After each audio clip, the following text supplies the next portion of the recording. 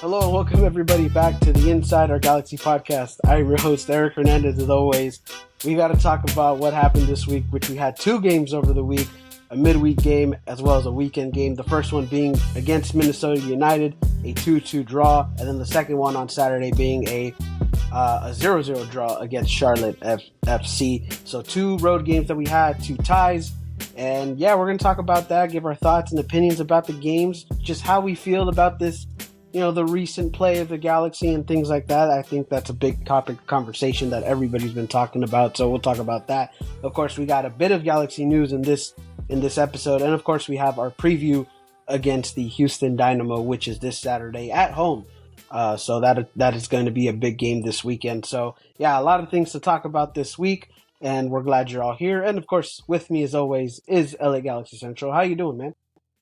I'm doing pretty good. I just got done watching the Europa League final, which was pretty cool. Leverkusen lost their first game of the season, and now I'm officially done with the semester too, so now I'm on summer vacation right now, so that's pretty good. So yeah, I'm glad to be here right now for sure. There's a lot to talk about, and I'm ready to get into it. Yeah, definitely, for sure, a lot to talk about. And yeah, I mean, Leverkusen, hell of a season. Unfortunate that they couldn't, win the Europa League, which, I mean, it kind of doesn't matter because they're going to go in Champions League anyways next year, but you would still want to win a cup trophy like that and a European trophy. So it's unfortunate that they got their first loss, but hell of a season by them. And yeah, I mean, obviously it's good to hear that your semester's done and everything like that. Obviously over the weekend it was pretty busy for me. Kind of sad because in Liga MX my team Chivas end up getting eliminated, which was pretty bummed out. But hey, you know what? You win some, you lose some. But in the sport of soccer and football, you also tie some games. That's the beauty of, I guess, of this sport, is that you get ties. And a lot of people who don't watch the sport kind of say like, there's ties, like that's weird, and it kind of turns them off to the sport. But hey, for us, we like ties to a certain extent, which of course we had two ties this weekend, which is what I'm trying to segue into here. And also, before I get into the the recaps, obviously different angle, different camera view this week. Had some technical difficulties with the mic. I mean, when haven't we had technical difficulties on the show? I mean, it's kind of a reoccurring thing, but, obviously we're going to be here for this week, or at least on my side. You're perfectly fine with your angle and everything. But anyways, enough of that. Let's talk about the games this week. Of course, we'll talk first about Minnesota United, which was last Wednesday, already a week from when we're recording. So might be a little bit of a blur for us talking about that, but we'll try our best here. So, of course, a 2-2 tie against Minnesota United. You had the Galaxy down 1-0 in the first half.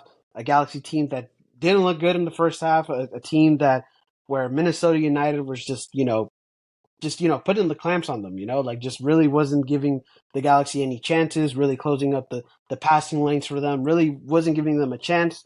Of course, they get the 1-0 lead in the first half. Second half, the Galaxy seem to wake up. You have two substitution goals, one by Dejan Joveljic, one by Diego Fagundes. And then we get another, set piece goal tie in that one to end the game 2-2, with a questionable, I guess, some questionable adjustments in that game. But of course, a 2-2 draw, we get a point on the road, which again, a lot of people are a little indifferent about it. But how do you feel about that tie against Minnesota? What were your thoughts? And just break it down for me. Yeah, definitely mixed feelings about that tie for sure. Like we've been a lot of the season, I think a lot of people are very mixed on a lot of our results. And yeah, I think off the bat, our lineup was very questionable to say the least. I did not like the fact at all that we went older against a really young Minnesota United team. We made some changes in the lineup, but I think we should have made some more changes to possibly refreshen us. We didn't make those changes. We found ourselves down 1-0 early. Well, not early, but like towards the end of the first half. And then we're going down into halftime. It was a great goal, by the way. You can't really fault the defense on that goal. It was a well-hit strike off the underside of the crossbar, so there's that. So we're going down 1-0 at halftime. We make some adjustments at halftime. A couple of substitutions go our way. And then the second half, I think the subs are a lot better. They make an instant impact, like Joveljic off the bench made an impact. Fagundes made an impact. We managed to find ourselves in the lead on the road against a really good opponent. We're feeling good about ourselves. And then Greg Vanny undoes his right doing with the substitutions, equally screwing us over, kind of, you could say. Taking off all of our best players, and then we concede yet again another set piece goal. And we've talked about it before, like the set pieces were going to cost us a lot of points this season. And yet again, they costed us 2 more points, you could say, off a set piece goal. We tied 2-2. It feels disappointing. We had a 1 goal lead with just about 10 minutes to go in the game, and then we lost it to ultimately drop 2 points. Again, not what you want to see. And yeah, I mean, I felt okay about that. Like we did say going into that game, we probably would have taken a point. It was a pretty back and forth game, you could say, but I felt like we did have it at a certain point and it just slipped away from us. Yeah, I mean, obviously, again, like the mixed feelings about the tie because obviously you've mentioned it so many times on the show. It's just getting points on the road is so difficult in MLS, and the fact that you got a tie in a place where it's very tough to go play at, and yeah, I mean, you're happy that you got it. I mean, not happy, but necessarily you're okay that you got the tie and a point, but it just seemed like the Galaxy very much could have won that game. It seems like like in that second half they had all the momentum going in there. They had like they just woke up in that second half. And honestly, just in general this season, we've seen so many times where the Galaxy just seems to, I guess wake up in the second half, right? So I think, when you saw them waking up in the second half, they looked a lot better. Of course, the substitutions played a big role with, well, the first substitutions at least played a big role into getting those 2 goals. Obviously, Dejan Joveljic getting in there, getting his 7th goal in the season, already surpassing what he had last year. So that's good to see. You got to see Diego Fagundes make an impact as well. And yeah, I mean, you got to see the 2 goals. You got to see him make a little comeback there. And it like compared to the first half, because like I said, like just Minnesota, like just seemed to shut us down completely. Just really not letting the Galaxy get these opportunities. And like you said, it's a young team, and you saw in the first half how that young team really like just sort of just like was running around circles around the team, right? And I think it's kind of surprising that they only got 1 goal out of that first half, if I'm going to be honest with you. And the 1 goal was like, I don't want to say lucky, but definitely just wasn't like, I guess planned in a sense, right? Like you can't plan a goal like that, and you can't fault the defense either for that goal. It was just a really good shot, and hits the crossbar, gets inside. But leading up to that point into the second half, you had all the momentum, you got the 2 goals. It just seemed like the Galaxy at that point looked like they were going to run away with the 3 points, and I think that's where the disappointing part comes in. Is once you get those other changes, once you take off Ricky Puig, once you take Gabriel Peck, it just didn't make like it didn't make sense at the time because I think it was like around the 75th minute where they did all those subs, and it's just like, why are we doing this? Like you had all the momentum, you need to get at least the 3rd goal, and it looked like you probably could have gotten the 3rd goal against Minnesota in the second half. You take off your best players, that gives Minnesota a little bit of life, and like you said, the young team just seeing the opportunity, they get a goal off a set piece, and again, it just feels like that we just kind of shot ourselves in the foot in that one. And not even, I don't even want to say we shot ourselves. More like Greg Vanny kind of shot himself in the foot in that sense, right? Because, again, you didn't have to make those substitutions on early. I get it if it was a little bit later in the game, but it just didn't make sense to do that with all the momentum you had. And then, doing it, just trying to make those substitutions at that point where you had all the momentum just didn't make sense. And I think really that's where it really just killed it for us for that match. Yeah, I totally agree. And I just don't agree with the concept of taking off your best players during a game at all. Like you said, maybe you would have been okay with it a little bit later on. I, in general, just would have kept him on, right? Because I think there was no reason to take him off, and I feel like they were playing really well. Part of closing out a game is not just defense and having everyone back and only defensive-minded players on the field. It's also about having a guy like Ricky Puig who can make passes, get out of tight situations, and possibly play players on the counterattack. It's also like playing a guy like Gabriel Peck who can be a great option on the counterattack. And by the way, Gabriel Peck defends a lot, so if you want to defend, it's like, you have a player who's perfectly going to do that, so that didn't make a lot of sense. And I just felt like they were playing really well too. Like it didn't really make sense to take off the guys that got you in that position in the first place. Even Ricky Puig, I think he can be a really good selective defender in moments. We even saw times like during the game against Real Salt Lake where he was doing more defensive plays than our actual defensive-minded midfielder. So I think even he can defend a little bit in a sense. So that didn't really make a lot of sense to me. And yeah, like you said, Greg Vanny just shot himself in the foot, and it was very disappointing. And unfortunately, it's a reoccurring theme, right? We knew it was going to be a reoccurring theme, and yet again, that's 2 points off the table for us that we very well could have gotten.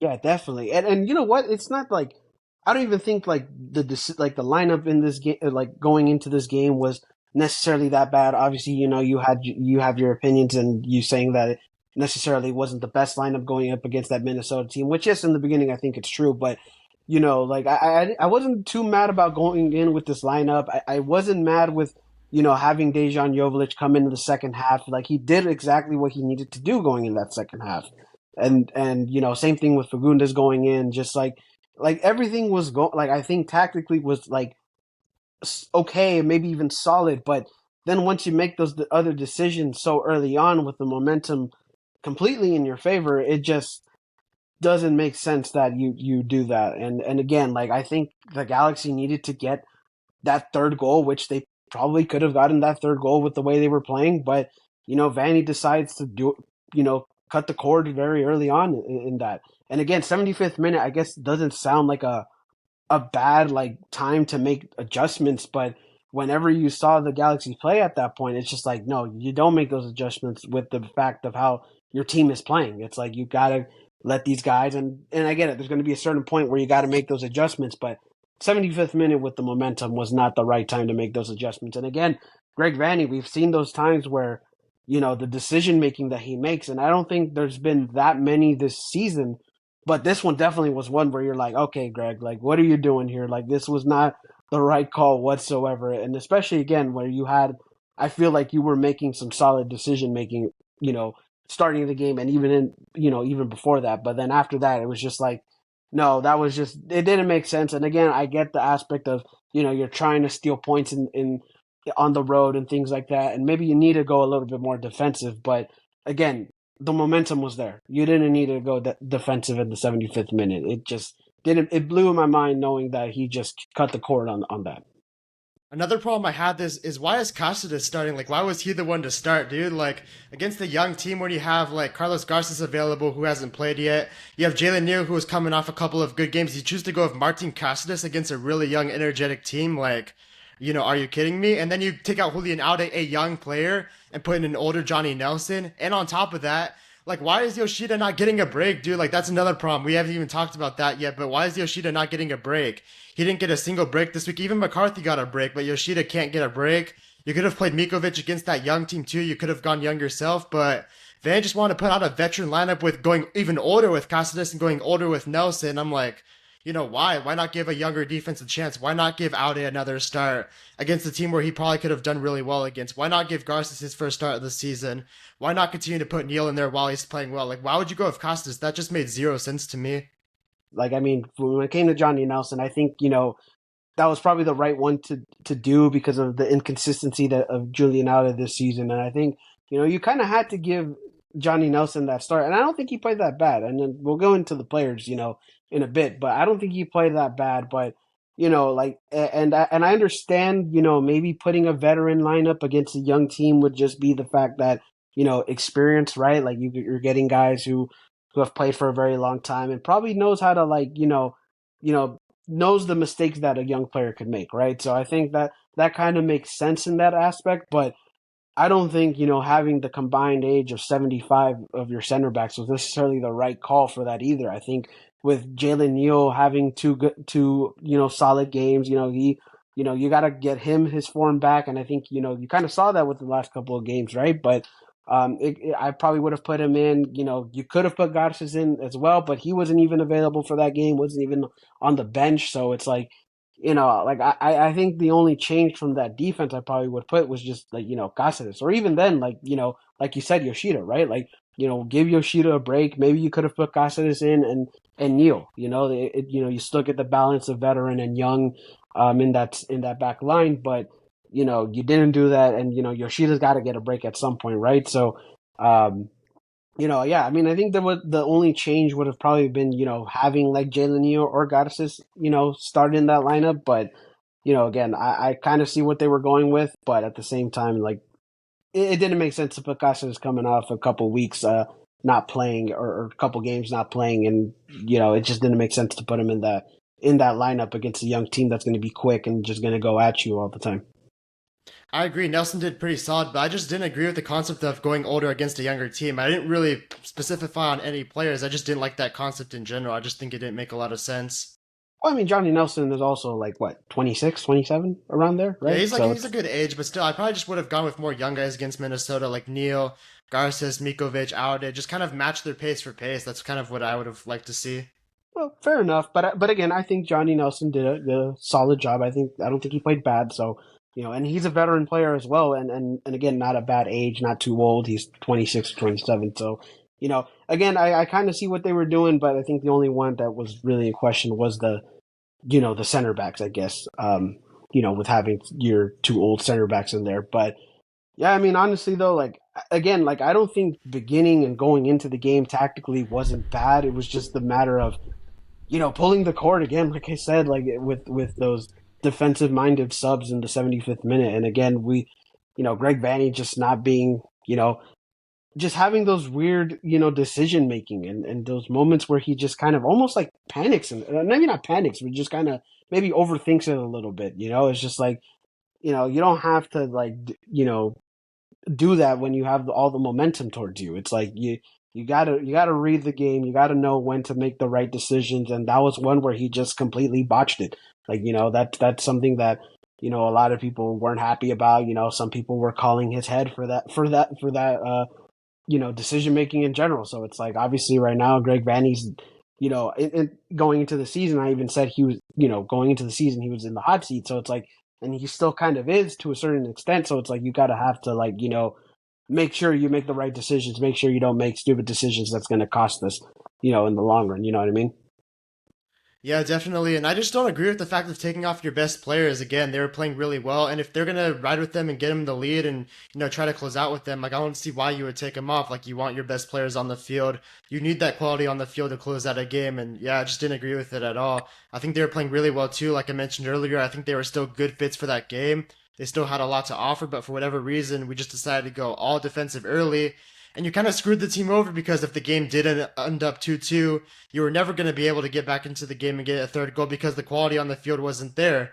Just closing the game out with zero DPs on the field or really zero difference makers on the field is like, I don't know why you're putting yourself in that position, but he thought otherwise. And you could say it costed us for sure. Yeah, I mean, definitely it costed us, and again, it's just like yeah, it's just cutting the momentum. Like I just didn't understand that. It's just like you had to get that third goal, and even if you didn't get the third goal, and it was it was like maybe the 80th or 85th minute, and you're like, okay, maybe we should start trying to defend a little bit more because it doesn't seem like we're gonna get that third goal, but it did seem like they could have possibly gotten that. I don't know if you agree with me on that, but it did seem like they could have possibly gone for the third goal, and that would have probably sealed the game. I don't know if it's about the third goal though, but like I think the bigger problem for me was is you're taking guys off that could have helped you close out the game. Like I don't think closing out the game is just all defense, everybody back, zero offensive minded players on the field. Like I think part of closing the game is also, hey, getting Ricky Pooch on the ball where it can get people out of tough situations and get people on the counterattack. Having a guy like Gabriel Peck that defends a lot, who's gonna come back, do a lot of work rate, be a great threat on the counterattack. Like that's part of closing out a game too. You can't just completely eliminate all offensive options because you want to have more guys behind the ball. If it worked, I don't think we'd even be happy with it, but we'd at least say, hey, you got the job done. But when you drop points, you're going to start to question that as you should. Like, hey, what's going on here?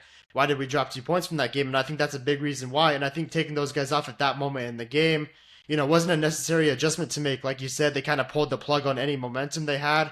Those guys were playing really well. And yeah, just very poor coaching again. That costed us 2 points this game. Yeah, I mean, definitely. Like this again. I don't think like obviously first half was not good for the Galaxy at all. Like you can like we can all agree for that. But I think this wasn't really necessarily the talent on the field or just like the way we played. It was just kind of just that decision making, and again that's a problem. You got to make the right decisions, and you know what? There's a lot of decisions that's not going to work. I mean, let's be real. We're not like nobody's perfect, but that was one where it's like how do you not read the room in that one? Like how do you not read like it seemed pretty obvious just how you were playing in that point of the game. So it's just like that was one where it's just like Vanny just was overthinking that decision and or maybe even panicked, like I said earlier. But Just wasn't the right decision at all. But um, yeah, I mean, I don't know. Like we could have. I think it's just disappointing to the fact that we could have gotten the 3 points on the road, and that would have been huge. We even said going into that week, we said if we can get a win on the road, like that would be pretty huge for the Galaxy. And that was a pretty good chance to get 3 points, and we killed it. Again, we get the 1 point, but it's disappointing that you could have gotten the whole 3 points on the road. Yeah. But anyways, should we move on into players, or do you want to talk about, or you have any other points about the game before we move on? No, I totally agree with you. It was obviously going to be a very tough game going against Minnesota on the road, a tough place to play. We would have taken the 1 point going into it because road points are hard to get in MLS, but I do agree. Like, you see the fact that we had a 1 goal lead with about 10 minutes to go plus stoppage time in the game. You saw the way we were playing. Minnesota was a little bit rusty. They hadn't played the week before. I think they had a bye week. So, like, you kind of caught them a bit rusty too. We could have gotten 3 points from that game, but ultimately we don't. We just have to take the 1 point and I guess live with it. I always say learn from our mistakes, but apparently that's something we just never do. So at a certain point, I don't really know what to say anymore. But I mean, I don't know, right? Like it's all right. It's not like too bad, but I think once we get into Charlotte, I think that one was a little bit more disappointing. So let's talk about the lineup. Of course, like we mentioned before, we had some changes in the lineup. So to start off with the defense, you had John McCarthy, you had Maya Yoshida, you had Mickey Yamane, you had some your regular starters in this lineup. But then you had Johnny Nelson getting his first start of the season. You also had Martin Cáceres coming back after a couple games off. So you had some changes into the defense, and obviously we got 2 goals scored in, one off a set piece, one from just a really good shot, and honestly, really couldn't do anything with that shot. But how'd you feel about the defense in this game? What are your thoughts about it? And yeah, just give me your thoughts. Yeah, same story as pretty much all season, right? From open play, we look pretty solid. Not a lot is happening. It looks pretty good. But off a set piece again, we conceded a goal. It costed us 2 points. And yeah, we just conceded an unlucky goal at the first goal of the game. It's a great strike. But overall, from open play, I think it was solid for the most part. But another set piece goal. Can't be too happy about that. Also, didn't like the fact we went older this game either against a young team. The center backs were super old, which I didn't like. I strongly believe that Yoshida needs a break, and I would have liked to see him maybe get that on a Wednesday. I would have liked to see Mikovic maybe start a game earlier for McCarthy. I don't know why we had the need to keep all our veterans in there. But overall, the defense, outside of the set piece goal and one really good strike, from the most part from open play, just like most of the season, didn't really do that bad. Yeah, I mean, like you said, same story. Actually, the percentage of our goals conceded, I think it was, if I read it correctly, it was 61 goals or have came off of set Percent. pieces. Or yeah, 61%, not 61 goals, because It might be if we there were, by the end of the yeah, season. yeah, it might be, it might be there by the end of the season, but 61% of our goals that we've conceded have been off of set pieces. So obviously not good whatsoever. We still gotta fix that. And again, like you mentioned, I don't think open play, defending was solid. I think, and again, I think this game from our defense wasn't that bad. I know you didn't like the fact that we went a little older, but I did like how Johnny Nelson played, like I mentioned earlier. Of course, Mickey Yamane has just been the most consistent guy in our defense. He's been playing very well.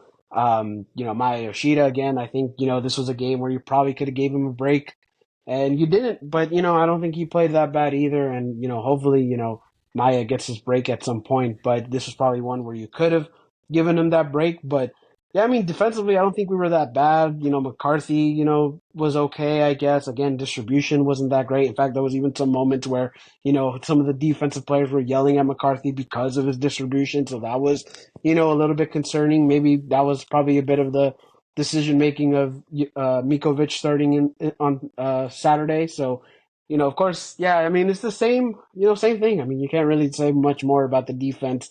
Again, it's just a matter of set pieces. And again, I mentioned this before. About what Greg Vanney said in the preseason was that he wants to cut his whole goals in half from last season, right? So it's like your half is the set pieces. In fact, it's more than half because it's 61%. So as if you find a way to clean up the set pieces, again, I think our defense will look better on paper. But again, we got to fix those, and then we just saw in this game, it's the matter of if you get the 3 points or not. If you don't defend set pieces well. So again, got to fix that. But again, I don't think the defense played terrible. I mean, you could say probably they didn't play great, but again, it's just a solid performance in my opinion from the defense. At a certain point, though, how often are we going to say, like, we need to fix the set piece problem, we need to fix it, we need to get better at it? At a certain point, are we just going to accept this is the way it is? Like, we're 3 months into the season now. It's not like we're just starting again, we're just learning some new things now. Like, at this point in the season, about you kind of are who you are, and I feel like, just saying this every week is kind of pointless because is it really going to get better if it hasn't by now? I mean, it's kind of hard to say, but it's not looking too good. You could say that for sure. And yeah, I mean, I don't know how much more I can really say that. Obviously, it does need to get better if they want to get more wins and more points and have a better season. For sure, that needs to get better. But will it get better? I mean, I can't really say it is right now.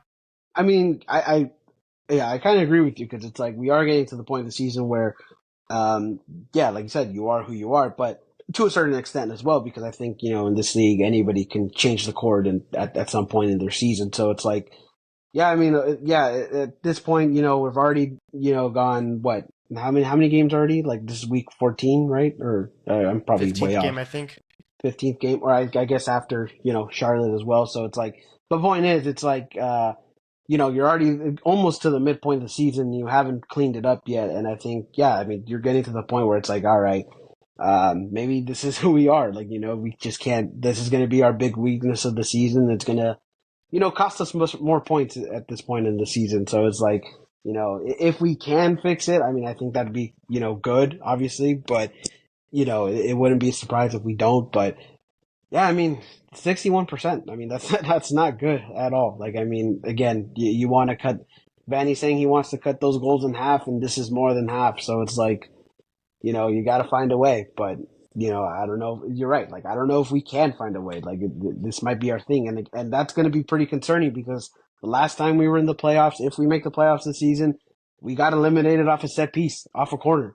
So if that's going to be the case this season that we can't stop the set pieces, this might be the point where it could, end our season. Like that's an actual thing that you can think about. So, if we don't fix that up, like, that's going to be pretty concerning, when you get to those important games of the season. Yeah. Anything you want to say else about the defense, or should we move on into the midfield? I think that'll pretty much do it. All right, then let's move on into the midfield. You had your starting three in the midfield. You had Delgado, you had Brugman, and you had Ricky Puig in this game. So, yeah, what are your thoughts about the midfield? How'd you feel about how they did in this game? Yeah, I thought Brugman just played okay. He didn't really stand out one way or another, but I think he did his job decently. Delgado, I mean, yet again, it's been a rough couple weeks for him coming back from an illness, I think. He has not played very well. And again, I just don't think he played very well that game. It's a game I think he would have played well in because, like, it's a high intensity game. That's where he kind of strives, but for whatever reason, he wasn't on it that game. And Ricky Puig was really good. Having 2 assists was definitely, well, I guess MLS counts hockey assist as assists now, so technically on Jovic's first goal, he got the assist because he played in Peck. But I mean, I guess in MLS terms, you could say Ricky Puig got 2 assists versus Minnesota. He played really well. He should have stayed on the field, honestly. He was making a lot happen. He looked like he really wanted to win that game. He was the best player on the field. He played really well. But the other two guys below him, I wouldn't say they were like awful, but certainly not as good as you would have liked, maybe.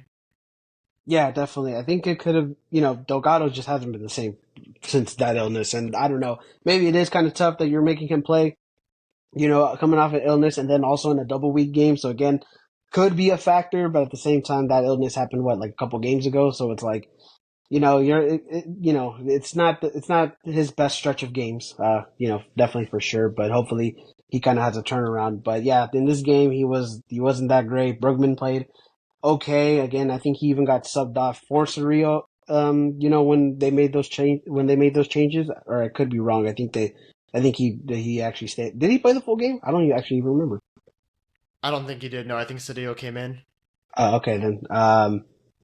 Actually, no, I don't think he. Actually, I don't think he did come off. I'm looking at the lineups right now. It doesn't say that he came off, so I guess he did play the full 90. So I guess that's good. But definitely but I mean, overall, I think he played okay. And then yeah, Ricky Puig just being Ricky Puig, coming in some of those clutch moments, getting 2 assists, even the hockey assist. But obviously we know why Ricky Puig is, we've said many times, like, he's going to be the guy who's going to keep you in games. We saw that one game when he wasn't playing.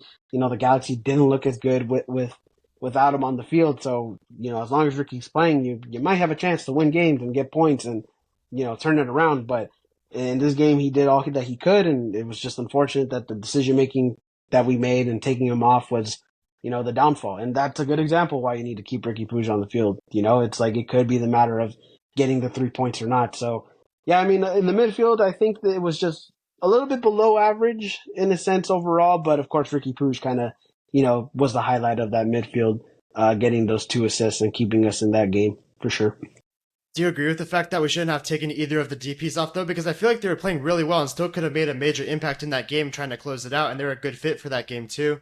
100% agree that you shouldn't have taken them off. Like again, the momentum that I was just saying, like that, they were the momentum. They were you cut the cord off of them playing a very good game, and again, Ricky Puig just was the guy who just again elevates it, finds a way to keep you in games, and the fact that you take him out was just didn't make sense at that point. Taking him off, but I don't know. It's just like the decision's made, but it wasn't a good decision whatsoever. Doing that, taking him off. But in terms of the midfield, I think it was a little. You can say it was a little bit below average, but Ricky Puig was definitely the big highlight of that midfield for sure. All right. Anything else you want to say about the midfield, or you want to talk about the offense now? No, I mean Ricky Pooch was incredible. You said it yourself, and yeah, he was pretty much the only one to show up in that midfield that day. So I guess it was what it was. Yeah, definitely for sure. All right, let's talk about the offense. You had your two DPs, your two DP wingers starting this game. You had Gabriel Peck, you had Joseph Paints, though, and then you had Miguel Berry start. Which again, I know a lot of people once they saw him start, people were saying like, why is he starting?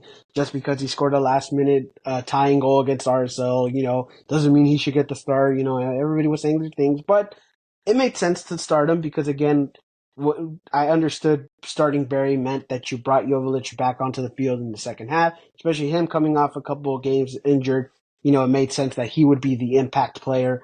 And so starting Barry wasn't necessarily the bad thing. Of course, did he do anything or do much to contribute in that first half? No. But again, I understood why you started Miguel Barry in this game. But offense, yeah. How'd you feel about the offense about this one? And, what are your thoughts?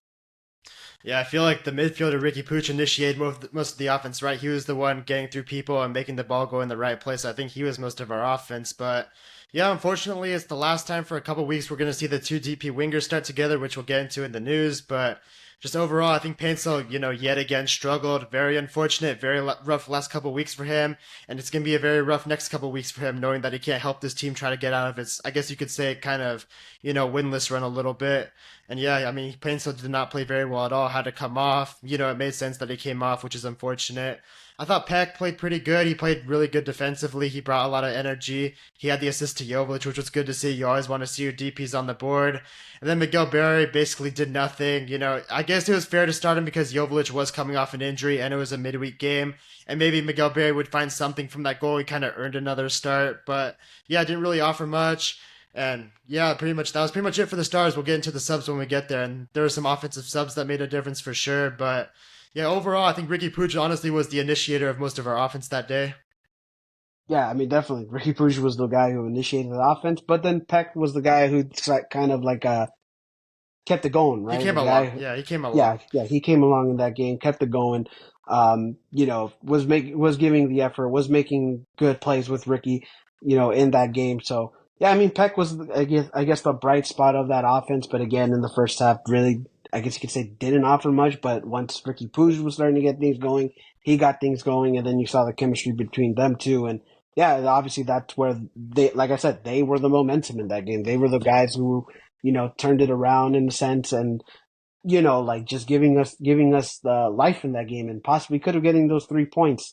So yeah, I mean, obviously Peck was the bright spot in the offense. Again, Miguel Berry strategically, I think it was good that he started, but again, didn't offer much. And then Payne still, again, we're kind of seeing that he hasn't been what he was in the start of the season. And obviously, we'll talk about the news involving him and why this possibly is why he's not in this why he's in this little slump, we can say, that we kind of talked about last week as well. But yeah, Joseph Payne still didn't really have much in the first half. Came off not early, but like I guess early in the second half because of he was having some issues. But again, Joseph Payne still is kind of continuing on this little slump. But again, there's some reasons why he's probably on that little slump. And unfortunately, I guess just kind of give a little preview of the news. He is dealing with some hamstring injuries, and it's going to be it's going to be interesting to see how we do without him. Obviously, we still got Charlotte, so I guess that's one game already without him. So, but after that game, didn't really offer much. But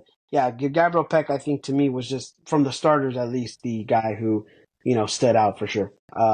But yeah, let's talk about the subs though too, because obviously the subs did have a big impact positively and negatively, like we've mentioned before.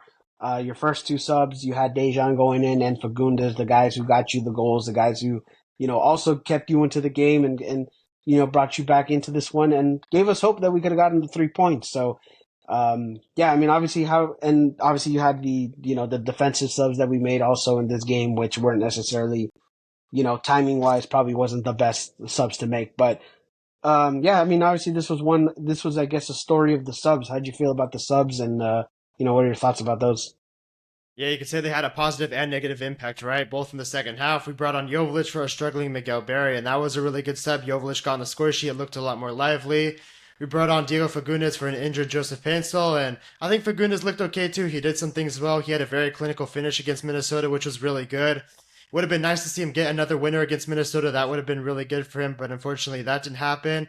And like we talked about before on the negative side of things, taking off your two DPs, I just don't agree with at all. Like I think you need to keep your best players on the field at all times during a game because they're the guys you're going to trust to get the job done. They were playing really well that game.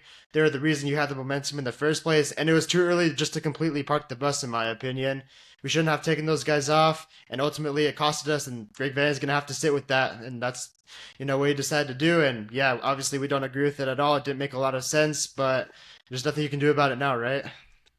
Yeah, definitely nothing to do about it right now. And again, there's nothing between those players that came on either, right? Like I don't think who came on and who came off was necessarily the issue. I think to me it was just the timing, right? So, again, like the timing of the No, it subs was was who just, came off. It was definitely who came off for me. well, yeah, Like you well, shouldn't have that's taken those true. guys off. Well, that's true. I mean, because obviously, taking off both of your DPs at that point wasn't a good idea either. But I'm just saying, like, if you would have done that, later in later stages of the game, like that probably would have made a little more sense. But so I guess yes, to an extent, yes, it was also the fact of who came on and who came off. But necessarily, like they're not like subs where if they were to do that in let's say the 85th minute or closer to the 90th minute, you'd be like, okay, like I get it, like kind of uh, take those guys off and put them back in. But I mean, obviously, I do agree with you that you shouldn't have take off Pecker or Puig in that sense. Um, but I mean, yeah, I mean, it's not necessarily on the players. It was just the decision making where it's like, okay, it's like again killing the momentum, and we've I guess, already mentioned that a lot already. But that was the story of the game, right? It was the subs, and again, positive and negative, and again, we had it, we shot ourselves in the foot, and we get the 1 point, and that's basically it. Forget the 85th and 90th minute. I wouldn't have taken off either of our DPs at any point in the match. I feel like they were a really good asset to close out the match with, and they fit that game really well. I wouldn't have taken them out at any point in the match, let alone a later part. Sure, you could argue it would make more sense because you're going a little more defensive, putting all bodies in front of the goal, but I feel like you need those players too to help close out a game. It can't just all be defensive players.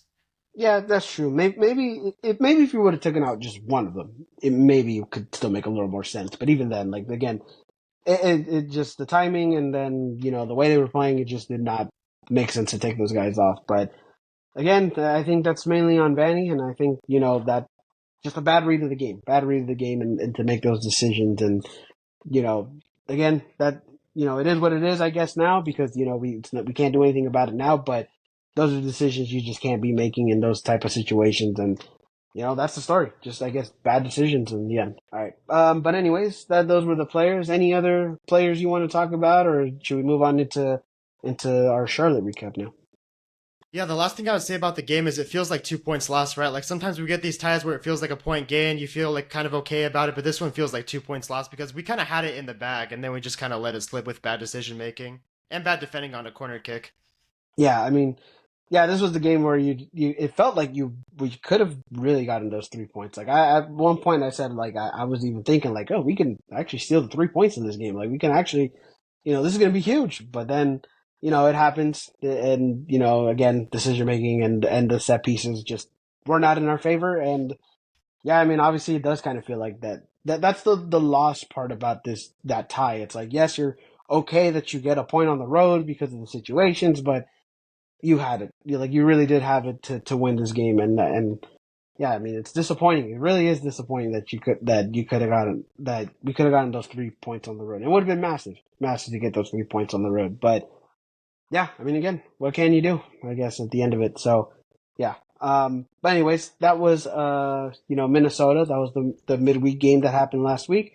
So let's get into Charlotte. So Charlotte again, another tie in this game, except no goals. You get a 0-0 tie in Charlotte. A game where just I don't know. It just almost felt a little boring in this game because of the fact that it almost felt like neither team was really. It's not even that they weren't creating anything. It just really just wasn't.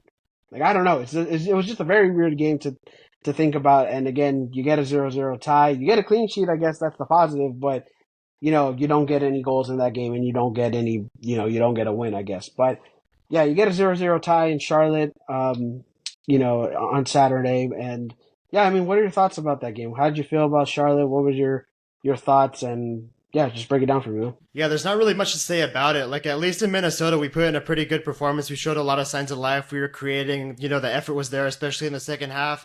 For that Charlotte game, honestly, it was just very sad to watch. It almost felt depressing in a sense.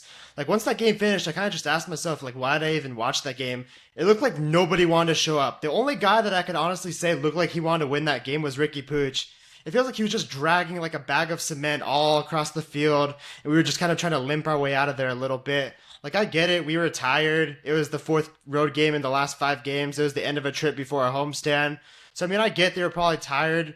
But, I mean, still, it's like, in a sense, there was really no energy. There was really no effort from either side. I felt like this game was winnable because Charlotte had zero DPs on the field. I felt like we could have, maybe possibly gotten a goal or two in that game and walked out of there with a win on a positive note going into the homestand. But quite honestly, everyone outside of Ricky Pooch looked like they didn't even want to be there, honestly. That's kind of how it felt. Very, I guess you could say, you said it was a very boring game too. Not a lot of chances, not a lot of really anything in that game. And yeah, we kept the clean sheet, but like, we were playing a team with zero DPs on the field. Like, Swiderski got loaned to Italy, Copetti got sold to Argentina, Charlotte's $8 million winger was injured. So it's like, yeah, we got the clean sheet, but who are we really playing? Let's be honest. And to not get a single goal in that game when we had, at least one chance where maybe we could have scored, very disappointing, felt very flat, very uninspiring. And yeah, I mean, we just walked out of there with a point. I liked Minnesota a little bit more because yes, there's that disappointment. Excuse Sorry, you. sorry. There's that disappointment factor because we could have walked away with 3 points, but yeah, for Charlotte, it just felt like there was no real intensity or effort in the first place.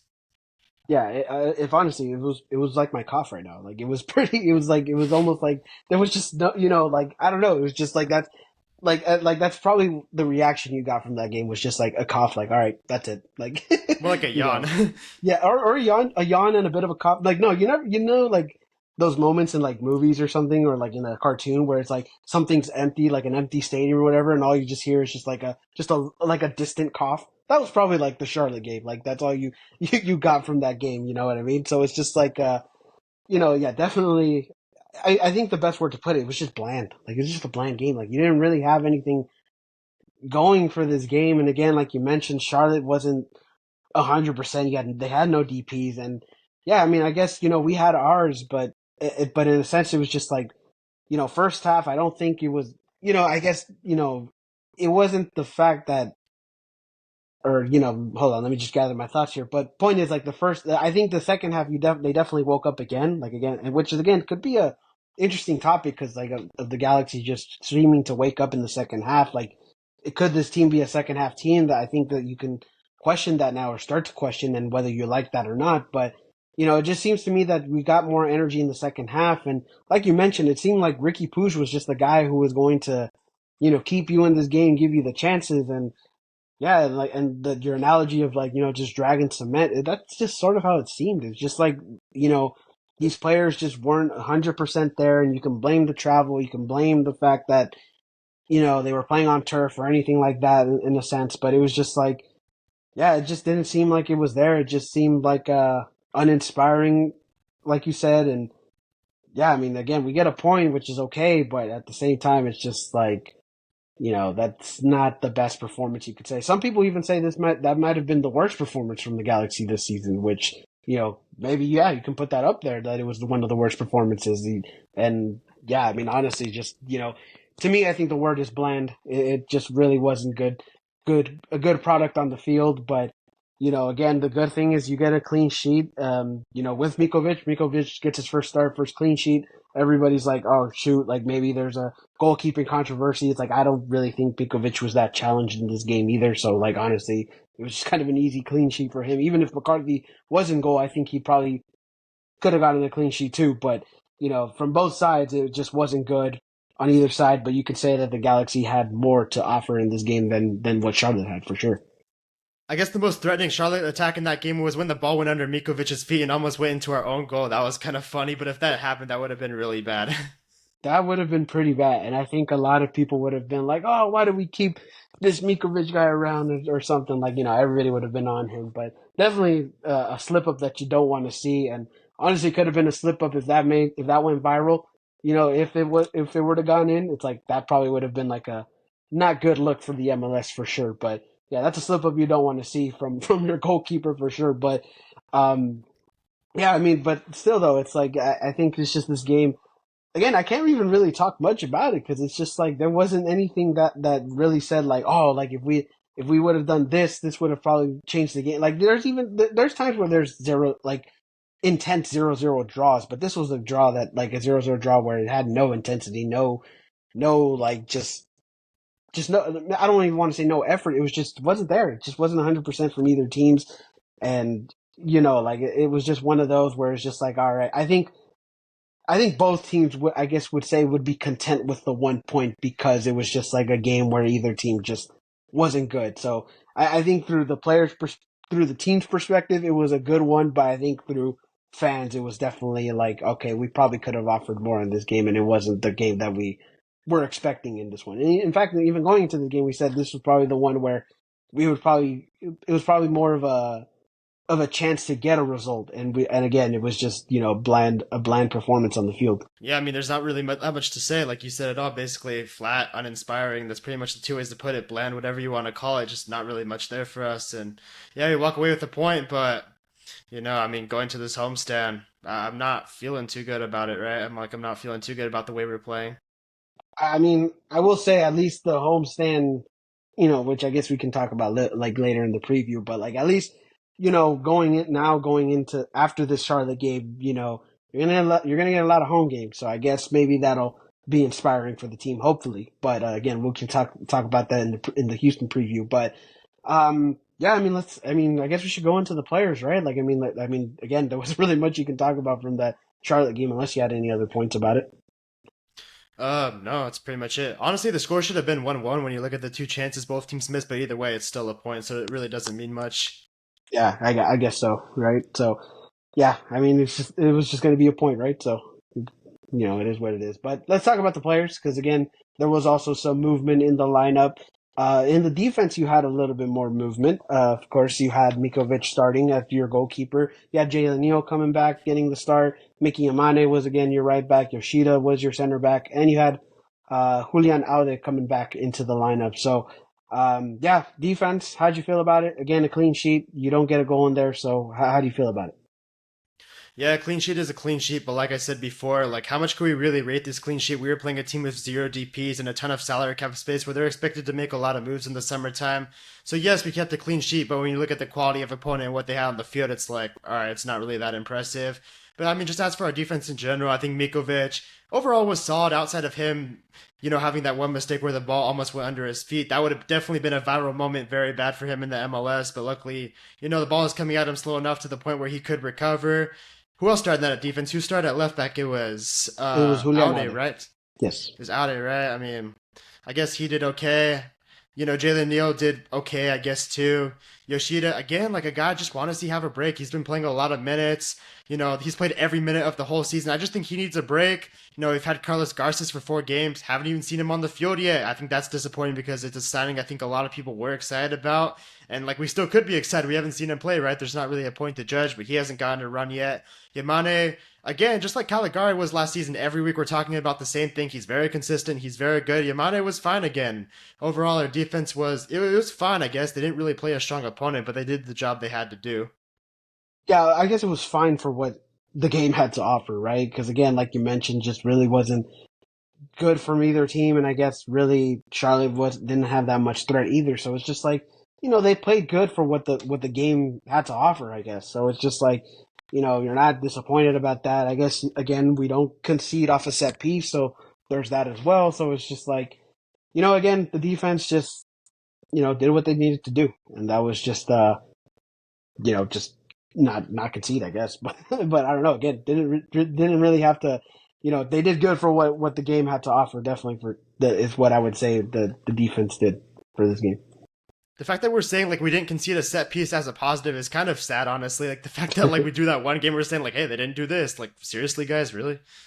Yeah, I mean, yeah, that is the kind of that is. I mean, that's kind of like it's a good thing, but it's also a bad thing because it's like, oh, it's like really that's your positive is that you didn't concede off a set piece.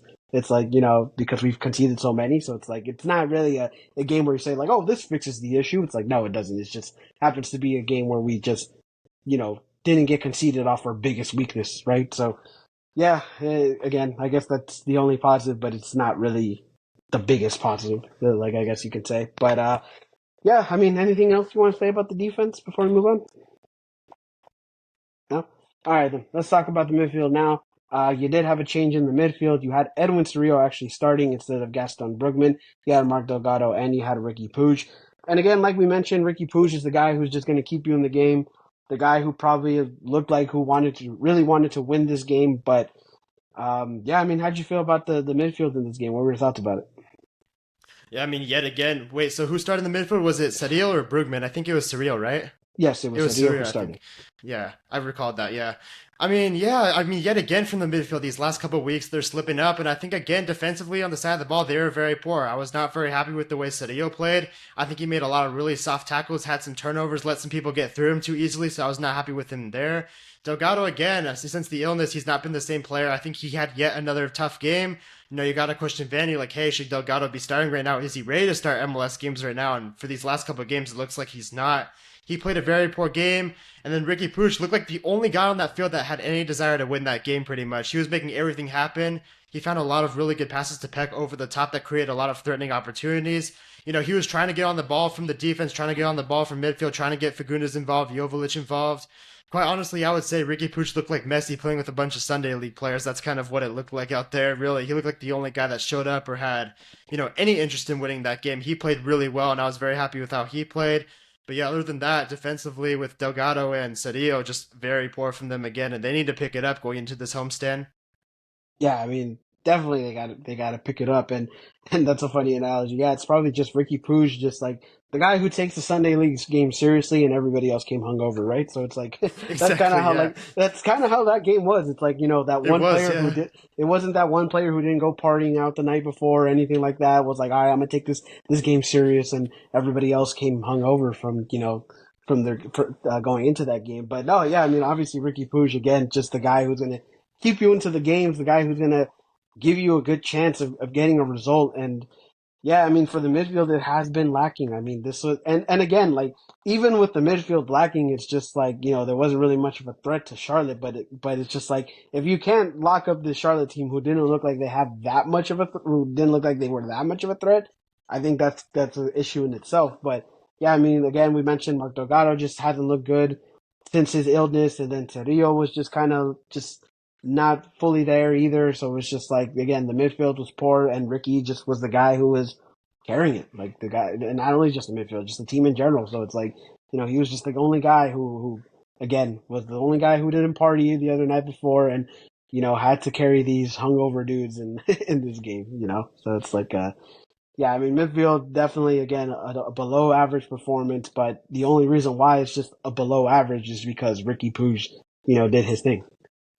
Yeah, honestly, Ricky Puig played so well that game. Like, he deserved to win that game by himself. Like, when Ricky Puig played Gabriel Peck for that one chance where he got a couple through Charlotte players and he got the ball to Peck on a perfect shot, it's like, and then Peck missed the entire goal. If you're Ricky Puig in that situation, you're just asking yourself, like, what the fuck more can I do?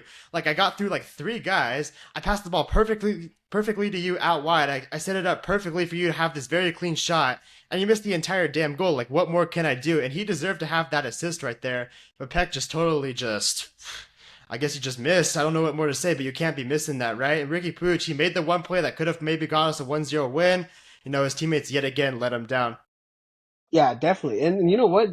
Like in those final minutes, which is something I guess we didn't really talk about. I guess the only exciting part of this game was that in the final moments of the game, the Galaxy probably could have stolen a win, and it was again because of Ricky Puig and the way he's been playing. So it's just like again, it's like this is where I guess the moment of like we were kind of critiquing Ricky Puig like a few weeks ago, saying like, oh, he doesn't have to play hero ball, he doesn't have to always, he has the supporting cast now, but these past few games he's been having to play hero ball, and everybody else around him hasn't been stepping up. The cast hasn't been supporting him as much, and I think that's again another concern as well. You can say it's just like we kind of critique Ricky for playing hero ball, but at the same time he has to because when this team doesn't perform the way they need to perform, so it's just like he's the guy who just is always going to give us a chance to be in this one, and yeah, I mean, it's unfortunate that we couldn't get, I guess, steal those points and those with those small chances that we had. But it's like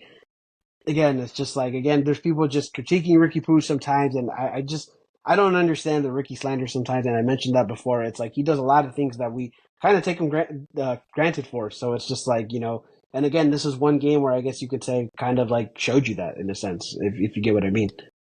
I mean, I would say that was just because of one game against a rivalry game where he didn't play too well. But overall, I don't really see many people like getting on him that much. I think people are understanding he's stepping up and doing everything it takes to win. But yeah, I mean, he made some perfect plays. Created a really good opportunity, and his teammates let him down, right? Yeah, definitely. I mean, there was a couple weeks where people were slandering on Ricky's name. So, I mean, and again, I think he's already proven enough why he's important to this team. But yeah, I mean, again, it's the supporting cast around him that hasn't played that good. And again, and I wouldn't say it's like they play terrible. It's just that they really weren't. Again, this is a game where they weren't really there. Like not everybody was in 100% in this game, if you want to say that. So yeah, I mean, again, though midfield was to me below average. So any other thoughts you want to say about the midfield before we move on to the offense?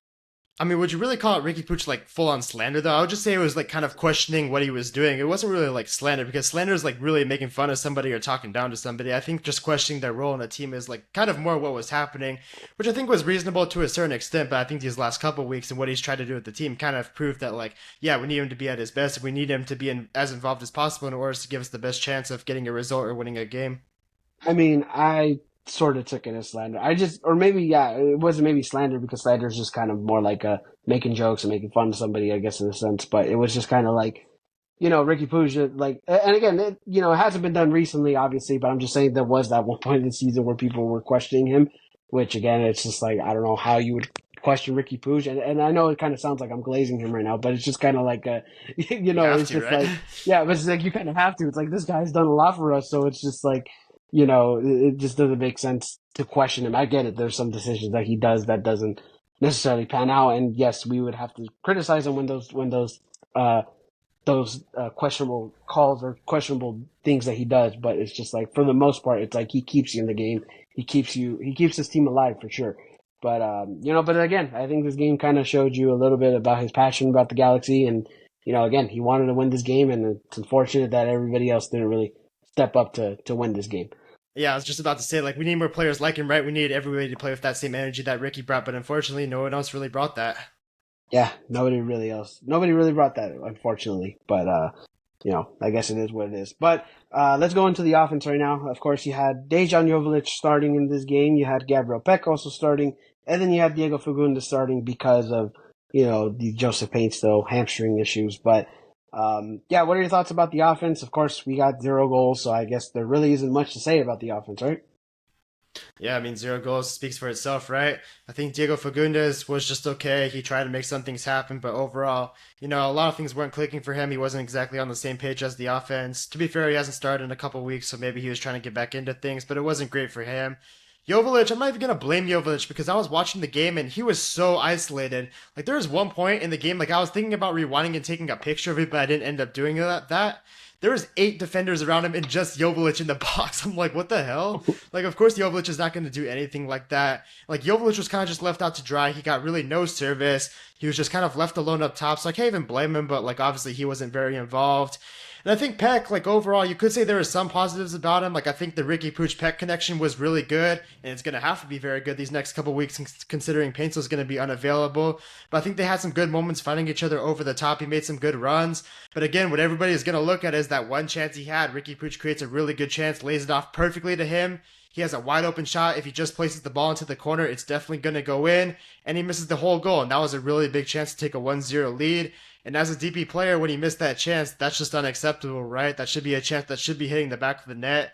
It was a really well worked opportunity. And that's the type of, again, like maybe that could have been the difference between 2 extra points and just getting 1 point from that game if he puts that chance away.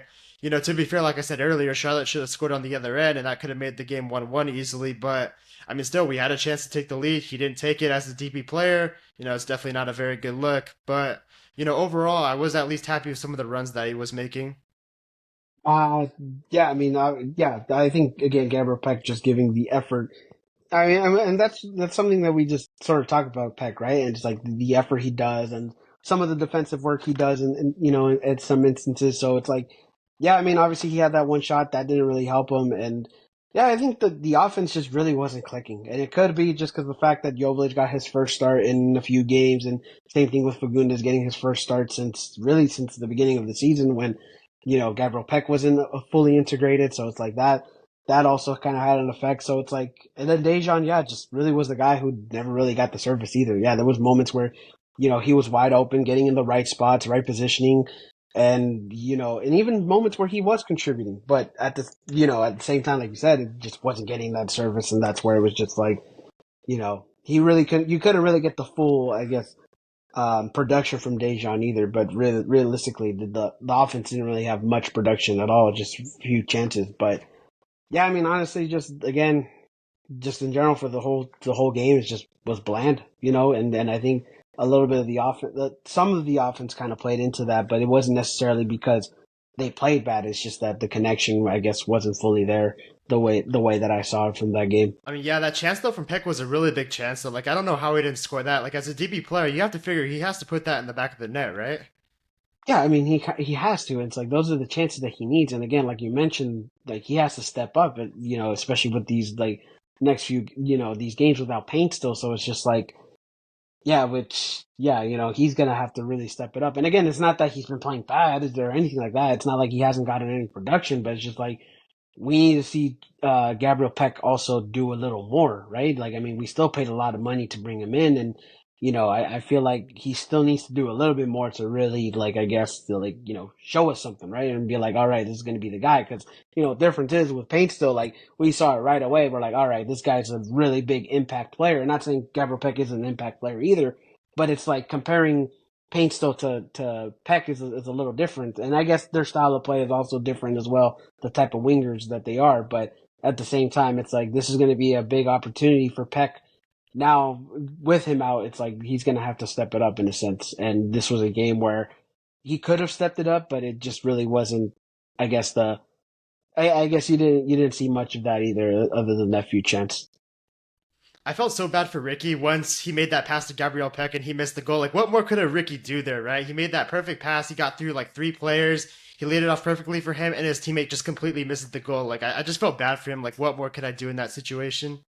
Yeah, I mean honestly, and those are the worst where it's like I did everything I could to give you the good service, to give you in the right position, and you blew it, and that's just kind of like that's the frustrating part as well. It's like you know we had although we didn't have many chances, we had that one, and it was just like that could have been the difference maker between stealing, I guess, you know, getting the 3 points or not. So it's like you know it really was a little disappointing to see that. And Peck should really be the guy who needs to make those in, right? So yeah, it's a little disappointing for sure. But anyways, subs. I mean, I don't really think there's much to talk about the subs either. Nobody really impacted in a great way. But did you have any points about the subs? I mean, yeah, Johnny Nelson nearly costed us the game with his turnover, right? Like I talked about, I wasn't too mad that Gabriel Peck missed the chance at the end of the day because the scoreline realistically should have been 1-1. I don't know how the Charlotte player didn't score that chance off the Johnny Nelson turnover. He was through on goal, one on one, just completely misses the goal again. It's like that was a really bad moment from John Nelson. Yeah, I mean, yeah, that was a pretty bad moment. That was a pretty bad moment, and like, and again, I don't think that was probably one mistake that we kind of got lucky on, right? I guess it was just like that, and again, like you mentioned, like if that would have gone in and maybe we would have scored that Gabriel Peck opportunity, it just still would have been 1-1. So it's just like, yeah, I don't know. But also, even if that happened, like, again, I always say it's like, depending on some like opportunities if one makes, does the other one happen? It's like, maybe, maybe not. But, I guess if you want to just look at it through just the game and what happened, it's like, yeah, it really still would have been a tie if either of those chances would have made it in. But, yeah, but I mean, in terms of the sub, I guess that was the only one where it was like bad. And then everything else, it was just like, and again, it was not like Johnny Nelson played bad either. It was just that one mistake that really could have costed us. But again, I don't think the subs really had any other impact at all. Like, again, this was a game where it didn't really have much to offer, and neither did the subs. But anyways, any other points you want to talk about the game, or should we move on now? Yeah, it was a very uninspiring performance for sure, and neither team deserved to win that game, and ultimately both teams got 1 point, which I guess you could say is deserved.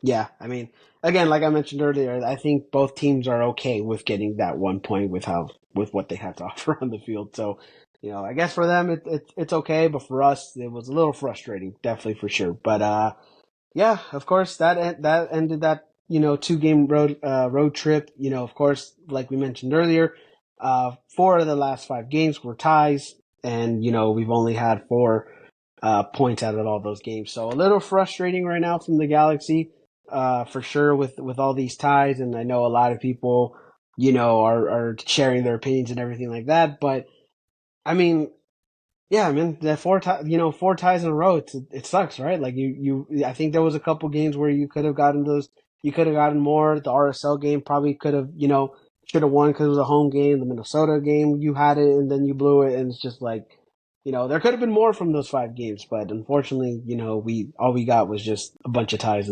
within these last 5 games for sure. You want to know what's also funny is my European team Napoli has also tied 4 of their last 5 games. So these last couple of weeks, all I'm seeing is ties right now. No wins, no losses, just ties. And I'm kind of over it now, as you could imagine. Yeah, I mean, like I mentioned earlier in the beginning, like when I was watching the Chivas versus America during the week, it was like on Wednesday they both played Galaxy and Chivas, and like the fact that I got both back to back ties was like a little frustrating for sure. And then for the Saturday game, for the second leg, they got scored on the set pieces, and I even messaged you. It's like ties and set pieces were the worst part of my weekend or worst part of my week. So yeah, that was basically the story. It's like it's either we tied or we blew it off of set pieces. So, you know, not a good week last week. It really wasn't. Like I think from I guess from both my team's perspective. So yeah, I mean, what can you do? It was a rough week, but I guess that's why you get new weeks and there's a new day. So I guess we just got to move forward, right? We have one of the worst 4 game unbeaten streaks you've ever seen, right? Like it doesn't feel like we're on a 4 game unbeaten streak right now, even though we are. Yeah, it doesn't really feel. Again, it doesn't feel that inspiring. I guess you could say because we just only gotten ties, and again, I will say it's like it's not the worst, right? But it's also not the best. Like it's just like you were hoping you would have got at least one win within those 5 games, right? So it's like, and we haven't. But again, road trip games. A lot of those games were on the road. One of those was at home where you should have gotten points, but you know, again, it's just like a lot of road games kind of mess us up. And I guess the good thing about after the Charlotte game is that now we're going into the point where we're getting a lot of home games, less away games. I think we only have like 7 away games or like 8 away games after this one. So it's like you're going to get a lot of opportunities at home, and that's going to be more important than I guess at least than these ones that were just a lot of away games. And again, a very very tough start to the season, and I guess going into a little bit into the middle of the season. But definitely for sure, the Galaxy had a rough schedule, and I guess you can say that it's not they've performed better than what we expected, but at the same time, they could do a little more if you know what I mean. Yeah, right now, after our 9 out of 14 on the road stretch, we currently sit just in the mix, right? We're 2 points off second place Minnesota United, but at the same time, we're only 5 points clear of ninth place St. Louis. I think that's where they sit. So we're just in the mix right now, right? After that very tough stretch. Now that we're coming back at home, now the responsibility is on us to get a lot of wins now and get the full 3 points. Yeah, definitely. Again, and opposite now, you're going to get four of the five next games are home games. So it's like now it's the total opposite. Now this is where I think where if you don't see a good performance within these next 5 games, that's where you're going to have to question the Galaxy a little bit more, right? So obviously they're going to have to win some, these home games. Not all. Obviously you can't win them all, but like at the same time you got to take advantage of all those points at home, right? We've always said that. So this is a part of the season where it's like I guess you can say like okay, now we got to see the Galaxy start to get it going. They got to move it now. So it's like again, it's only the beginning of the season for so long, and I don't even consider it the beginning of the season that anymore. So it's like now we got to really actually like started to get it going. And I hope having more home games is going to motivate the guys. I'm pretty sure it does, but definitely it's going to be important coming back home this week for sure. Yeah, definitely. You have to say this is the stretch of games where this team's really going to have to improve, right? Now having all these home games now, this is the team or the time of the season where like you really have to elevate your level of play and show that if you are going to be a good team this season, you have to like kind of peak at the right time. And having these home games right now would be a perfect time to start to trend in an upwards direction.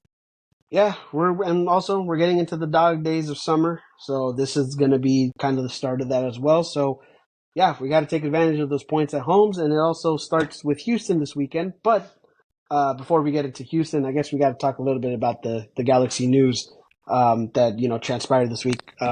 So let's talk a little bit about Galaxy news, which we do have a bit. Of course, we mentioned about Joseph Payne still. He's going to be out for a few weeks because of hamstring issues, and and again, a lot of Greg Vanny also talked about it, saying that it wasn't just necessarily that he was having issues. It could also what also could have played in was the fact that he came in already playing a lot of games. Of course, he was playing in Europe. They were kind of like already midway through their season. Obviously got AFCON with with his team with his national team. So it's just like he already played a lot of games. It could be a little bit of tiredness and just overworking. So these few weeks isn't also just getting recovery, but it's also just giving him a little bit of rest. But yeah, I mean, how did you feel about Joseph Painstill news? What are your thoughts about that? Yeah, it's very frustrating because I feel like injuries with us always happen at the worst times. Like, let's just go through it a little bit. In 2021, Chicharito got hurt when we were like top four in the table in the summertime. We were playing really well. He was an MVP candidate, and then he goes down. The team starts to fall apart, and ultimately they don't make the playoffs.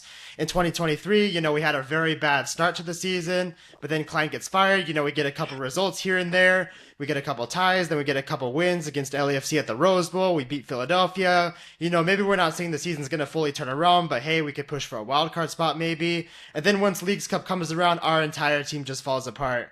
And then now right here, like, hey, we've had 9 out of 14 games on the road. We've had a very tough start to the season, a very difficult schedule. Now we're coming back at home, and now Joseph Pencil's out, and that's massively going to change the way this team plays. So it's not even that he's injured. Unfortunately, I do think an injury was inevitable because he does play an injury-prone style of play. He really turns on the Jets, and the way he turns can result to injuries, and I'm not surprised he got that, considering he was playing in Europe, and they had already, a good part into their season, and he was playing in AFCON, which is a tough competition. So of course he was tired. He was coming in here. He played almost every game here too. So it was an injury was bound to happen, but I would have rather him just maybe sat out some of these road games and maybe he could be available for this home stretch. Now he's gonna miss, at least a good part of the home stretch, right? I looked at it a little bit, and he's for sure gonna miss the next 2 games at home, and then we go to Chicago. He's probably gonna miss that game. My goal is he returns maybe versus the game versus NYCFC. Maybe he can return there. That's like 3 or 4 weeks away. So maybe you look at that, he can play the next two, but I don't know. I think it's a disappointing time to have an injury, but it was bound to happen, and this is why you brought in Diego Fagundes, right? MLS veteran, should have been an all-star 2 seasons ago, earned that big contract with Austin FC. Now he has to create some of that with here, and hopefully he can make a difference for us. Yeah, and not only just Diego Fagundes stepping up, and I already mentioned that Gabriel Peck needs to step up a little bit, right? Like Oh he's yeah, for gonna, sure. it's like definitely you paid a lot of money for Gabriel Peck to be that guy as well. And although he's giving you the effort, he's giving you some good production. He's gonna have to turn it up still. Like what Painstill was doing was a lot of production out of Paints though, right? And again, two different wingers, two different styles of wingers, right? Like Peck is the more creative guy, while Paints though is the really, speed and physical guy, right? So it's just like, yeah, like Peck needs to, step it up a little bit more. I guess the good thing is that like sometimes, Paintstone Peck kind of like, cross paths whenever they play. Fagundes will be more on this side rather than going in with where Peck is, or, vice versa. So it's like, yeah, I mean, obviously Peck is going to have to step it up, but it's not a big blow necessarily, but it's just, something where it's like, all right, like this is an important stretch, and we would need a player like Payne still, but I understand he's played a lot of games, he's got to get the rest, and obviously he's just not 100% there with that hamstring, so we got to give him those weeks off. If we're gonna want to get his maximum, production and things like that, he's got to rest up and he's got to get healthier, within these next few weeks. I was just thinking though, is Mario Yoshida Iron Man? Because he played an entire Bundesliga season with Shakhtar. I think that's the name, or Shakhtar. I can't pronounce the name, but he played an entire Bundesliga season. Came here in the summertime. Played every game with us post like the Leagues Cup in the summertime, and then comes in this season and plays every single game and every single minute to start the season. So Yoshida just must be Iron Man. He can't get injured, right? Because you could say the same thing about him too. Yeah, I mean, maybe. Yeah, maybe he is Iron Man, maybe he's just that guy. He's him, right? So, nah, but like, I don't know, but I mean, it is pretty interesting that Yoshida's been playing this much already. Like you mentioned earlier, it's like, it's surprising that he hasn't gotten a break, and, hopefully he does get that break, because again, he is like our captain. He is that guy who's gonna lead that back line, but also you want him healthy as well. And with his age, that's a concern, but he hasn't gotten injured yet. I mean, so like, I mean, we haven't seen him miss games through injury, so it's like, I don't know, maybe his body's just in really good shape, but also if anything bad happens, like that's going to be a big blow too, I guess. But um, yeah, I mean Yoshida's I guess just been taking good care of himself, right? So that's good to see at least. Yeah, Yeah, and Peck definitely has to be very aggressive too. He has to be more of that goal-threatening winger. I want to see him take a lot of shots, take a lot of players on, instead of just defending, which I still want him to defend and put in that effort. But I also want to see him, be aggressive offensively and take players on and try to find his own shot, right? Because we're going to need a player that's able to do that. And I know he's capable of doing that because he did it in Brazil before, which is a really tough league. So I know he can do it in MLS if it works out well for him. But we're going to need him to be very aggressive these next couple of weeks with Payne still out. definitely, and I think this is a good opportunity to show that he can be that player, right? So like again, he's gonna have to step it up, and if he does, like I think that's gonna be big, for his development here with the Galaxy, I guess. But obviously he's gonna have to step it up, and again, like you mentioned, like he's capable of doing what being that goal threatening guy. He's done it in Brazil and in a tough league, so it's like, yeah, I mean, we signed him a lot of money to do that, and this is going to be a good opportunity for him to do that. So hopefully he can step it up, and we see see him leveling up, in this part of the season for sure, because we are going to need him, for sure. And I think his connection with Ricky is good so far. So like, at least that connection's there, and then all we need is him to finish and give us those opportunities, right? So that he's gonna have to step it up in those aspects. But anyways, yeah, that was the Painstill injury. Of course, that was like, I guess, the injury report for the Galaxy. Now we already have some rumors though, which is going to be interesting. That we already have rumors, but according to Tom Bogert, who was of course MLS insider with or not insider, but a reporter for the Athletic, covers MLS. Everybody knows who Tom Bogert is. He reported, of course, that the LA Galaxy were interested in Marco Royce, to potentially play here. Of course, there was a lot of things, conversation about that, because Charlotte has his discovery rights, which is, a topic in itself when it comes to discovery rights. But, he has his discovery rights. Of course, the Galaxy are interested in signing him. Marco Royce doesn't necessarily want to come to a team like Charlotte reportedly, because of course there is interest in MLS. He's probably interested in looking some of those offers, but Charlotte has the first dibs, and in order to really make an offer, you got to trade for those discovery rights. And apparently, if the Galaxy do sign him, he's not necessarily going to be a DP. Going to be more of a complementary player, a player that's not going to play 90 minutes necessarily every game. But again, Marco Reus, again, a player who's a legend with Dortmund. Played, I guess I think it was like 12 seasons over there with with Dortmund, and a guy who's had a really good career in Germany, right? And so yeah, I mean, obviously this is interesting that we're getting some rumors already.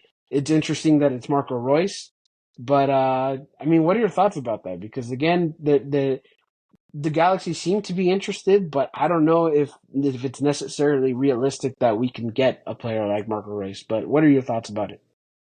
I mean, yeah, if we could get it, I would love that. I think he would be a great addition to our team. I also think he would be a good fit to our team.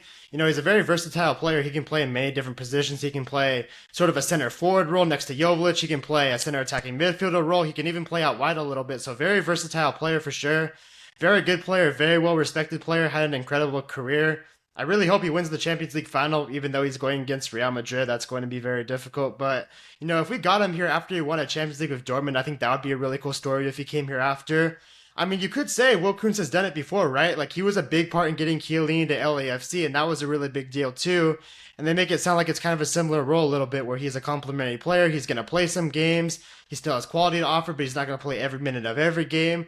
Probably he's going to play even less on the road because of the travel. But I think it'd be a great addition. I think this Galaxy team does need a veteran in the attack. When you look at Gabriel Peck, young player, Ricky Puig, relatively young player, Joseph Pencil, in prime player, Jovic, young player, you can kind of use that veteran in attack. So if Will Kuntz is really good at negotiating and can maybe try to get Royce here on a cheaper deal, which would be a TAM deal, obviously, because we don't have a DP spot opening up, I think that would be really good. And as for the discovery rights thing, like, I think MLS would kind of force Charlotte to trade him over to us because MLS would want a player like that in their league.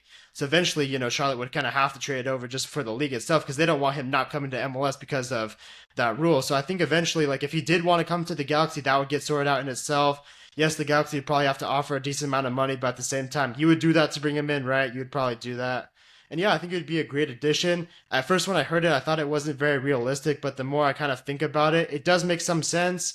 But at the same time, I do think another team would offer him a DP contract, which would he want the money to live maybe in a different city compared to somewhere attractive like LA? I mean, I don't really know. But either way, right now, I don't really believe that he's thinking about his future right now. Like, he has a Champions League final coming up. I just don't believe he's really thinking about a move to MLS or Saudi or whatever. First, he's going to play the Champions League final, probably take some time to recover, then ultimately make a decision. So right now, I don't think it's really going one way or another. But I mean, I could see it being a possibility, right? And I think it would be a really good addition to this team. Yeah, I mean, definitely. Like, I would like a player like Marco Royce, and of course, you're right. Like, I don't think he's really thinking about moves because he has a Champions League final, and that could be his last trophy to possibly win with Dortmund. Of course, like he has to play Real Madrid, which is not an easy task, and they've won multiple Champions Leagues, and they know what it's like to be there. So it's like it's gonna be a tough task for him to win one, but it would be I think a fairy tale ending if he did win it.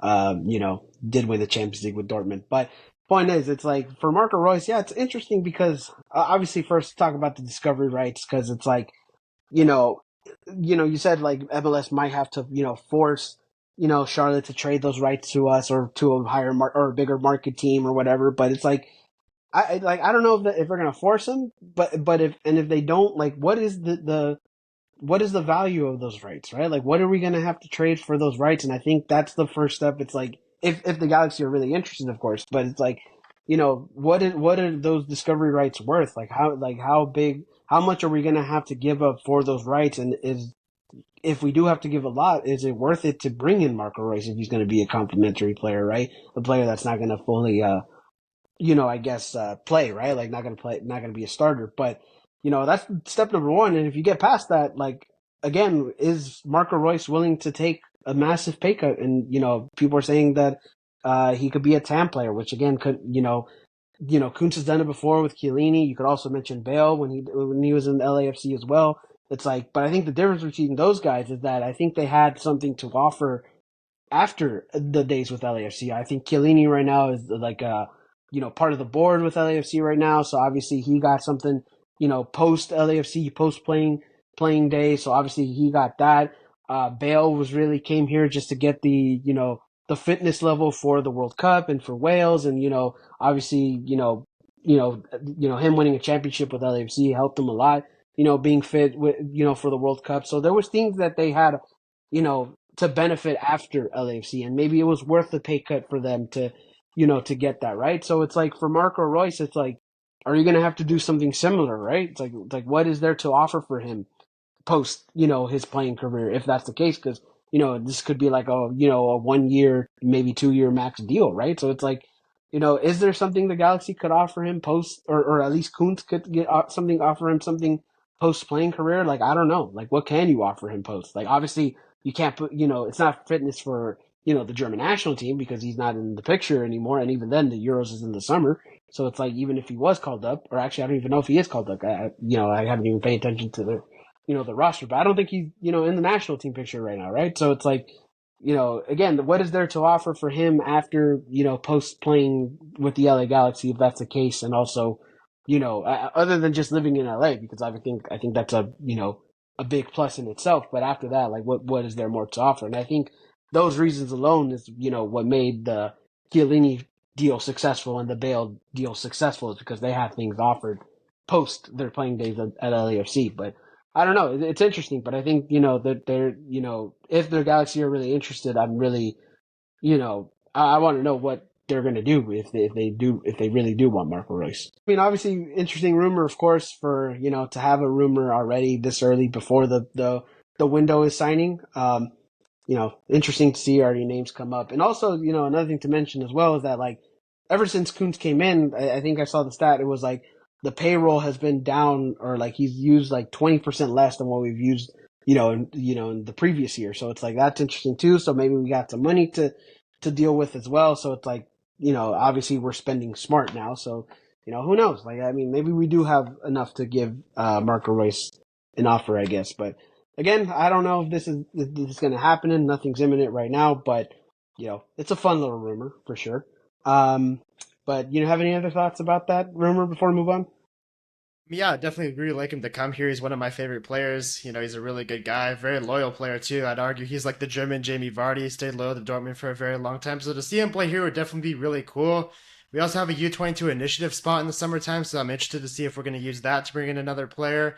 And yeah, we probably have like a few other spots too where we can bring in some nice players that can maybe make an impact on the squad. So I mean, the summertime will be interesting, right? Like it's coming pretty soon. It's not too far away, so we got to see what we do when it comes.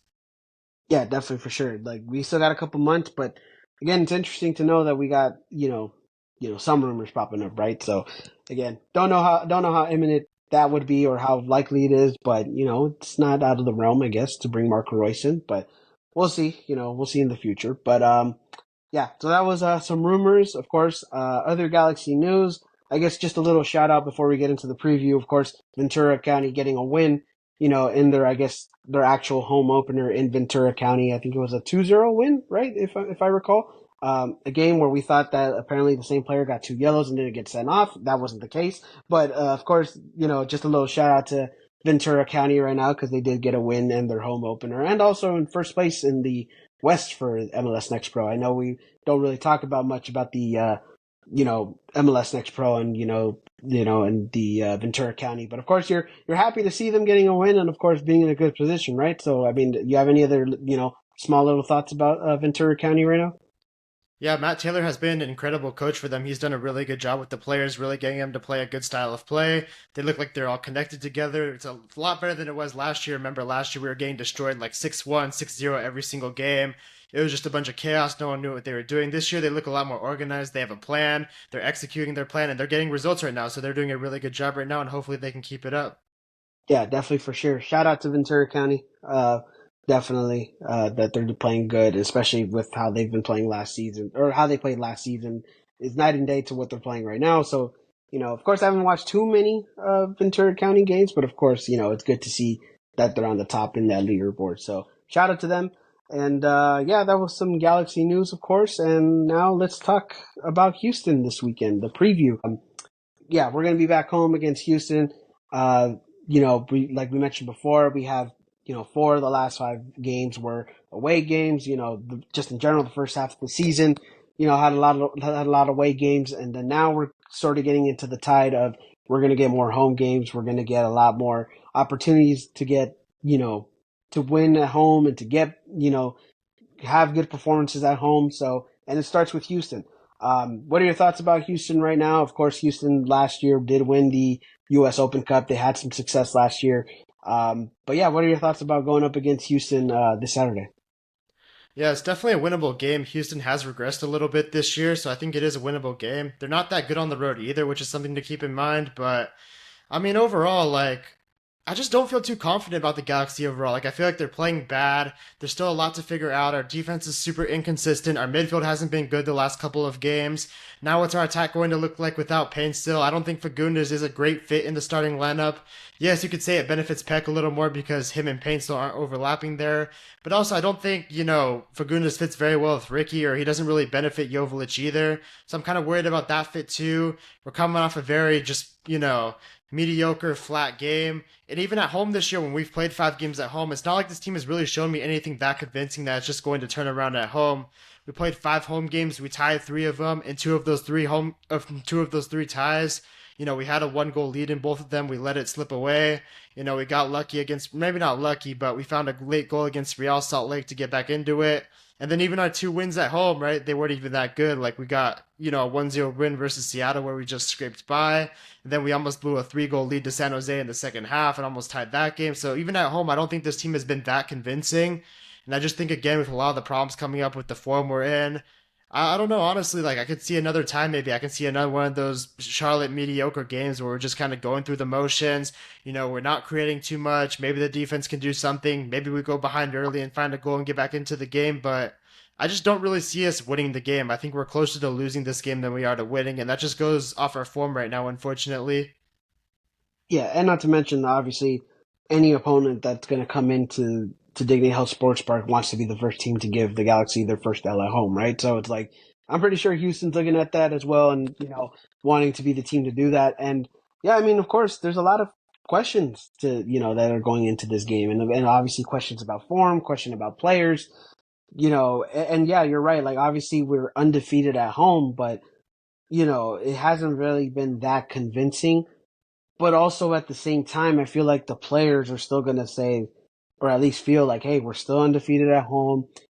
And I think even there was a quote about Maya Yoshida saying like we get this is the good opportunity as well to start winning games and showing up in front of our fans. So it's like I don't think that they're gonna look at those other games and say like we haven't been that great at home. They're gonna say like what, we're gonna be back home now. We haven't lost a game at home and we're gonna try our best to go win a game in front of our fans. So yeah, I mean, honestly, like again, I think there's a lot of questions to be answered in this game, and not only just on the field. Obviously, we just saw Greg Vanny have some weird, a bad decision in the middle of the week. So it's like, how is he going to approach these games? And it's just like, obviously, there's a lot of questions to be answered. So, yeah, I mean, to be honest, this is a game that could be up in the air, right? Like, if we win, great. If we tie, like, it's not surprising because we're just coming off a lot of ties. And then if we lose, it's like, I guess it was bound to happen, right? We're to get our first loss at home. So it's like, again, I feel like anything could happen in this game. It's not really a game where you're saying like you're confident going into it, but it's just an up in the air game to me. It's like we could win, but yeah, just anything could happen. Like just anything could happen in this game for sure. I mean, it's hard to feel confident going into this game with the way we're playing, right? Like we got 4 ties in a row. Our offense is kind of dried up. Our midfield hasn't played well. Our defense still lets in set pieces. We've conceded 2 goals the last couple of games every match. So, I mean, there's not a lot of positives to look at. Now, Payne's still's injured. We don't know how the attack's going to look. It's just like there's not really too many positives to take away. And I don't know, like I should be excited that we're going back home and that like this is a big chance to, get a win possibly, but I don't know. I mean, quite simply, this team has to show me more. That's pretty much it. They have to show me more. Yeah, I think that's a fair argument. You gotta show us more, right? And again, players are gonna have to step up because there's some we haven't seen players step up recently. So it's like, yeah, this team's got to show us more. But at the same time, again, they got to at the same time, as fans, we got to go and support them. And I'm pretty sure there's still going to be a good crowd for this Saturday. Hopefully, I haven't checked about if it's another sold out game or anything like that, but hopefully there's another good crowd. It's another good atmosphere like we've been giving, in these home games. But, it's just a matter of now the time that the team needs to deliver for the fans and everybody that are in attendance, right? But yeah, I mean, I don't know. I don't know what to expect from this game for sure. And also Texas teams kind of give us some trouble sometimes, Houston can kind of be that team that can give us some trouble. And so like, that we just got to be prepared and hopefully go in with the right mindset and yeah, just get the 3 points because we need those 3 points, especially after recent play. Yeah, absolutely. Yeah. Um, but yeah, I mean, any other points you want to talk about for Houston before we go? No, I mean it's a good opportunity at home, playing in front of our own fans, finally coming back home. This is the first time all season we're going to play 2 games in a row at home, which is just insane to think about considering we're 3 months into the season, but that's the way it is. And yeah, we got to take advantage, right? We got to step up and hopefully get those 3 points. Yeah, I mean, like I mentioned earlier, 7 away games now the rest of the season, which is again insane to think about. Already deep, I guess not deep into the season, but just like at this point in the season, right? So, yeah, I mean, again, it's the Tide where we have home games, and now we just got to be more motivated than ever to go perform at home. So, yeah, I mean, hopefully the players just step up and show up in this game, and hopefully the fans do as well. Show up, step up, show out, and like we've done. So, yeah, gonna be interesting, and like we always say, we can only hope for the best, right? So, yeah, that's gonna do it for this episode. Can't thank you all enough for watching, listening. If you want to follow us on social media, go follow me at Insider Galaxy, Instagram, X. Go follow the Galaxy Central on Instagram. Anything you want to say to listeners before we go? Hopefully we go out there and we get 3 points finally. We're due for one, right? Yeah, hopefully we do. Yeah, so hopefully we do. But yeah, be a friend, tell a friend about the podcast, whenever you're watching this podcast. Hope you all have a great rest of your day, rest of your night. And yeah, thank you guys for listening. Thank you all. And G's up. 7 words.